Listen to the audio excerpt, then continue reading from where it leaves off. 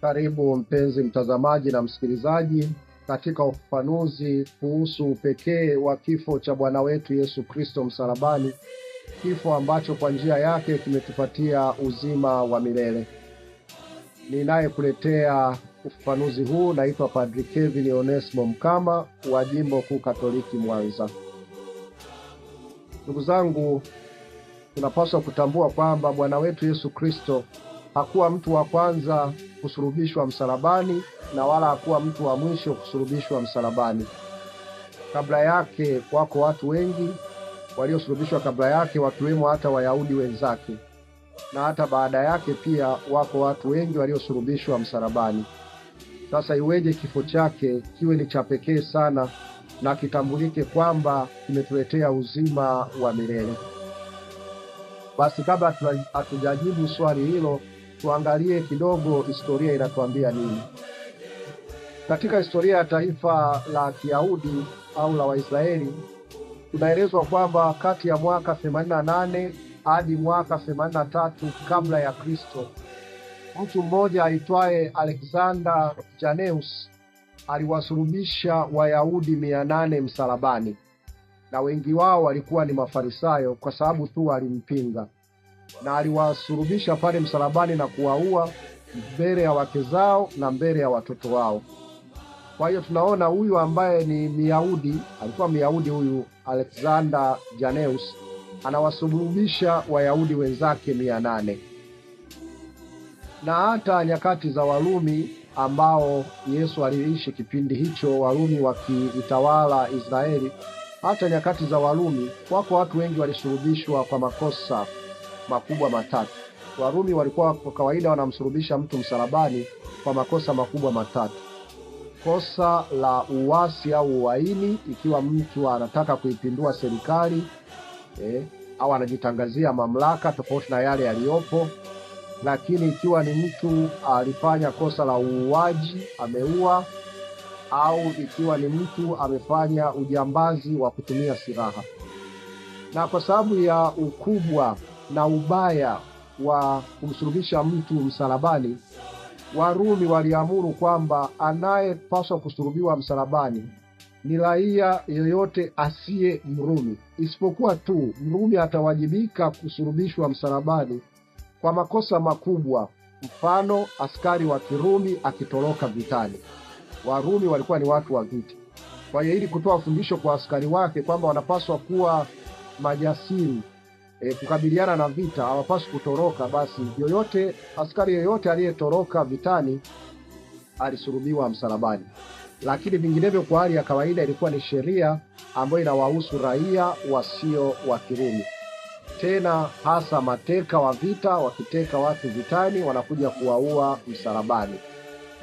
Au watumwa wakifanya makosa niliyoyataja walikuwa wanasulubiwa msalabani. Kwa hiyo ndugu zangu, sasa kama Yesu sio wa kwanza kusulubiwa msalabani na wala sio wa mwisho, kwa nini kifo chake kiwe ni cha upekee, kiwe na upekee mkubwa, kiwe na upekee kuliko vifo vingine vyote? Tunayo majibu. Tuanze na jibu la kwanza. Kwanza tukumbuke, Yesu anayesulubiwa msalabani alikuwa ni Mungu mtu. Alikuwa ni Mungu kweli na mtu kweli. Na hizi huruka zake mbili zimeungana, hazitenganishwi. Ni Mungu mtu. Wote waliosulubishwa kabla ya Yesu na hata baada ya Yesu walikuwa ni binadamu tu wa kawaida kama sisi, na hivyo kifo chao kisingetuweza kutupatia uzima wa milele. Kifo cha Yesu ambaye ni Mungu mtu, Mungu kweli na mtu kweli, ni cha pekee tu kwa sababu kwanza anayekufa msalabani naye ni wa pekee, ni Mungu mtu. Fikiria, Mungu anatoa ubinadamu, anasulubiwa msalabani, anakufa kwa ajili yetu. Hivyo ni lazima kifo chake, ndugu zangu, kiwe ni cha upekee kabisa kuliko cha mwanadamu mwingine yeyote. Na ndio maana maandiko matakatifu yanasema, yeye asiyejua dhambi alimfanya kuwa dhambi kwa ajili yetu, ili sisi tupate kuwa haki ya Mungu katika yeye. Rejea waraka wa pili wa Mtume Paulo kwa Wakorinto sura ya 5 aya ya 21. Hiyo ni sababu ya kwanza, kwamba anayeuawa msalabani sio tu binadamu peke yake, lakini ni Mungu mtu, na hivyo kifo chake lazima kiwe na upekee kuliko vifo vya watu wengine wote. Lakini sababu ya pili ni kwamba kifo cha Bwana wetu pale msalabani kinaambatana na ishara zisizo za kawaida, ishara ambazo hatujawahi kusikia zinatokea wakati mtu yeyote akifa au wakati mtu mwingine yeyote aliyesulubishwa kabla yake Yesu pale msalabani, kwamba zilitokea au zilisikika. Ishara hizo ni ishara gani ambazo sio za kawaida, ambazo zinatokea tu wakati wa kifo cha Yesu msalabani, kuonyesha kwamba kweli kifo cha Yesu ni cha namna ya pekee, kina upekee mkubwa katika maisha ya binadamu. Kwanza tunaambiwa habari ya giza, kwamba giza ilienea nchi yote tangu saa 6 mpaka saa 9. Tunasoma kwenye Injili ya Mathayo sura ya 27 aya 45, Injili ya Luka sura ya 23 aya ya 44 hadi aya ya 45a, kwamba kukawa na giza kubwa tangu saa 6 mpaka saa 9. Hatujawahi kusoma katika historia kwamba wale wengine wote waliosulubishwa msalabani kabla ya Yesu au baada ya Yesu, kwamba wakati wanakufa ilitokea giza kubwa. Sasa watu wengi wanasema hiyo ilikuwa ni kupatwa sijui kwa jua, wengine wanasema ilikuwa ni kupatwa sijui kwa mwezi, wanatoa maelezo mbalimbali, lakini sio kweli. Tendo la giza masaa 3 pale msalabani lina maana kubwa sana ya kiteolojia. Kwanza tukumbuke, ndugu zangu, Mwenyezi Mungu anapoumba ulimwengu, unaposoma katika kitabu cha Mwanzo sura ya 1 aya ya 2 hadi ya 5, kazi ya kwanza anayoifanya Mwenyezi Mungu ni kuamuru mwanga uwepo ili kuondoa giza. Kazi ya kwanza Mwenyezi Mungu ilikuwa ni kuumba mwanga. Kwa hiyo kwa kifo cha Yesu msalabani kinataka kuashiria kwamba Bwana wetu Yesu Kristo amekuja kwa ajili ya kutupatia mwanga. Maisha ya mwanadamu bila Mungu ni giza tupu. Maisha ya dhambi ni maisha ya giza. Na hivyo Yesu ambaye anatuokoa kutoka dhambi anatuletea mwanga, na ndio maana kukawa na giza masaa 3, kuonyesha kwamba kwa kweli Yesu anapokufa giza linatawala, dhambi inatawala, lakini anapofufuka kunakuwa na mwanga. Kwa hiyo yeye amekuja kutuletea mwanga. Lakini namba 2, tunaweza vile vile tukakumbuka wakati Mwenyezi Mungu anawaokoa Waisraeli kutoka utumwani Misri, moja ya mapigo 10 ilikuwa ni kuweka giza katika nchi yote ya Misri. Kwa hiyo hapa giza ilikuwa ni chombo cha hukumu, chombo cha adhabu ya Mwenyezi Mungu. Na hivyo inapotokea giza pale msalabani ni kuonyesha kwamba Bwana wetu Yesu Kristo amekubali kweli kufanyika hukumu, amekubali kweli kufanyika adhabu, kuwa kama adhabu kwa niaba yetu, ili sisi tuweze kupata uzima wa milele, tuweze kupata mwanga. Na tunakumbuka lile giza katika Agano la Kale, wakati Mwenyezi Mungu anampiga Farao na Wamisri wote, lilidumu kwa muda wa siku 3. Na tunaona hapa msalabani giza linadumu kwa masaa 3. Kwa hiyo kuna uhusiano mkubwa. Tukio la pili lisilo la kawaida ambalo linatokea wakati Yesu anapokufa, anaposulubiwa na kufa msalabani, ni kitendo cha pazia la hekalu kupasuka vipande viwili kutoka juu hata chini. Tukio hili, ndugu zangu, hatujawahi kusikia kwa mtu yeyote anayekufa msalabani kabla ya Yesu na hata baada ya Yesu. Maana yake nini? Yesu anapofa msalabani na pazia la hekalu linapasuka, inataka kutufundisha nini? Kwanza ni kwamba Yesu anautoa mwili wake upasuke kwa ajili yetu. Ni mwili wa Yesu unapasuliwa pale msalabani ili tupate uzima wa milele. Lakini ni ishara ya kwamba vile vizingiti vilivyomtenga mwanadamu na Mungu vinaondolewa kwa kifo cha Kristo, kwa sababu tutakumbuka pazia la hekalu lilikuwa linatenganisha kati ya mahali patakatifu na patakatifu pa patakatifu. Yaani kule madhabahuni, tuliweza kutumia kama leo kule madhabahuni kanisani, na upande huko wanapokaa waumini wa kawaida. Katikati pale tunaweza kusema ndio lilikaa sanduku pazia la hekalu. Kwa hiyo linapasuka kuonyesha kwamba sasa hakuna utengano. Watu wote kwa kifo cha Yesu wanaweza wakamfikia Mwenyezi Mungu, kwa sababu tukumbuke kwamba katika Agano la Kale walioruhusiwa kuingia patakatifu walikuwa tu ni makuhani wakuu, tena mara moja kwa mwaka. Kwa kitendo kwamba pazia la hekalu linapasuka vipande vizuri, ni kwamba watu wote, sio tu makuhani wakuu, sasa wanaweza wakamfikia Mwenyezi Mungu.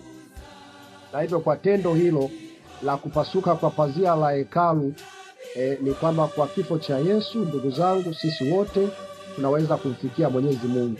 Yesu au Kristo amerudisha uhusiano kati ya Mungu na wanadamu, na hakuna tena vizingiti kati ya Mungu na mwanadamu. Lakini tendo jingine lisilo la kawaida lililotokea wakati wa kifo cha Yesu pale msalabani, tunaambiwa nchi ikatetemeka, miamba ikapasuka. Kitu ambacho hakijawahi kutokea katika kifo cha mtu yoyote yule aliyesulubiwa pale msalabani. Sasa ndugu zangu, vitendo hivyo vinamaanisha nini? Nchi kutetemeka na miamba kupasuka inamaanisha nini? Kitendo cha nchi kutetemeka na miamba kupasuka kinawakilisha uumbaji wote, kwamba uumbaji wote unatangaza na kushangilia kwa namna ya pekee ukombozi wa mwanadamu. Uumbaji wa Mwenyezi Mungu, hiyo nchi iliyoombwa na Mwenyezi Mungu, miamba iliyoombwa na Mwenyezi Mungu inapasuka, inatetemeka, kuashiria kwamba nayo inashangilia kazi ya ukombozi wa mwanadamu inayofanywa na Kristo pale msalabani.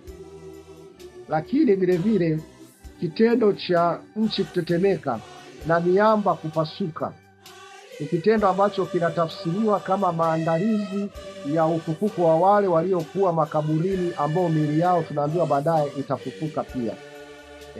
Tunaambiwa Wayahudi walikuwa wanazika kwenye mapango ndani ya miamba, na kama miamba hii ndio inayotikisika, miamba hii inapasuka, ni kuonyesha kwamba sasa hata wafu wanafufuliwa kwa kifo cha Bwana wetu Yesu Kristo msalabani, kwamba Yesu Kristo msalabani amekufa ili sisi kuweza kupata uzima wa milele. Lakini tunaambiwa vile vile kitendo Yesu anapokufa msalabani, watu wanafufuka, hata wale waliokuwa wamefuka kabla yake. Tunaambiwa makaburi yakafunuka, ikainuka miili mingi ya watakatifu waliolala, nao wakiisha kutoka makaburini mwao baada ya kufuka kwake, wakaingia mji mtakatifu, wakawatokea wengi. Tunasoma Injili ya Mathayo sura ya 27 aya 52 hadi 53.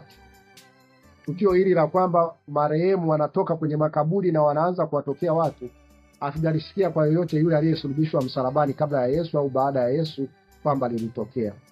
Na tukio hili linamaanisha nini? Kiteolojia, tukio hili lina maana kubwa sana, kwamba kwa kifo cha Yesu msalabani, wale wenye haki watakatifu waliokufa kabla ya Yesu wanauishwa na kuingia pamoja na Kristo katika utukufu wa mbinguni, kwamba ufufuko wa wafu ni matokeo ya tendo kubwa la kifo cha Yesu pale msalabani. Na ndio maana mwinjili Yohane anadokeza hilo anaposema, kwa maana saa yaja ambayo wafu waliomo makaburini wataisikia sauti yake. Tunasoma Injili ya Yohane sura ya 5 aya ya 28.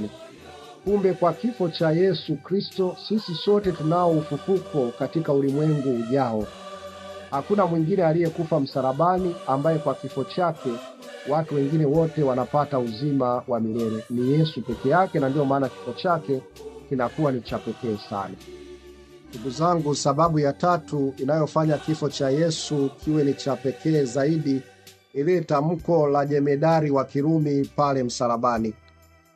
Mwinjili Luka anatuambia kwamba jemedari huyu alitamka maneno yafuatayo: hakika mtu huyu alikuwa mtu mwema.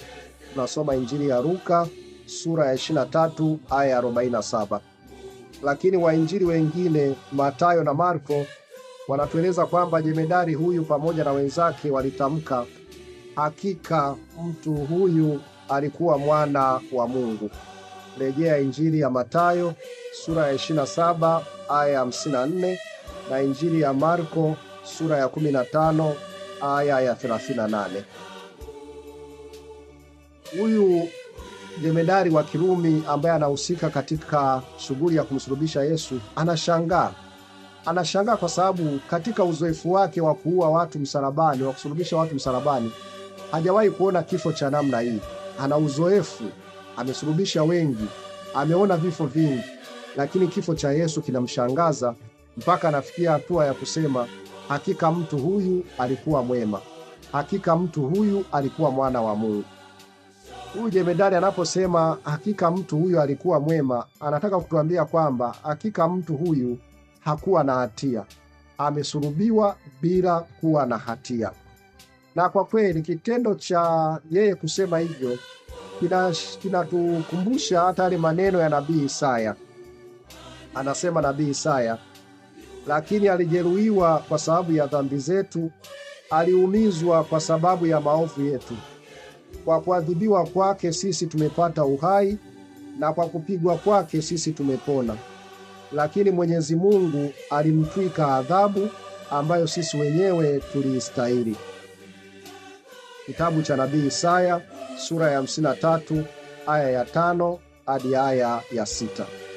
Kumbe kifo cha Yesu kina umaana mkubwa kwetu na ni cha pekee kwetu kuliko wote waliowahi kusulubiwa msalabani, kwa kuwa anayesulubiwa msalabani, ndugu zangu, ni mtu mwema ambaye hakuwa na dhambi yoyote. Na ndiyo maana waraka wa pili wa Mtume Paulo kwa Wakorinto sura ya 5 aya 21 inasema, Kristo hakuwa na dhambi, lakini Mungu alimfanya ahusike na dhambi kwa ajili yetu. Lakini jemedari huyu anaposema hakika mtu huyu alikuwa mwana wa Mungu, anataka kutukumbusha nini? Anataka kutukumbusha kwa kweli lile ambalo nimelisema tangu awali, kwamba aliyesulubiwa msalabani sio tu mtu, lakini ni Mungu mtu, ni mwana wa Mungu, ni nafsi ya pili ya Mungu ambaye anakubali kuteseka pale msalabani ili sisi wanadamu tupate uzima wa milele. Kumbe ndugu zangu, haya ndio mambo yanayofanya kifo cha Yesu kiwe ni kifo cha pekee sana. Basi nakushukuru sana kwa kunisikiliza na nakutakia maadhimisho mema ya Pasaka. Ni mimi Padre Kevin Onesmo Mkama wa Jimbo Kuu Katoliki Mwanza. Asanteni na Mwenyezi Mungu awabariki sana.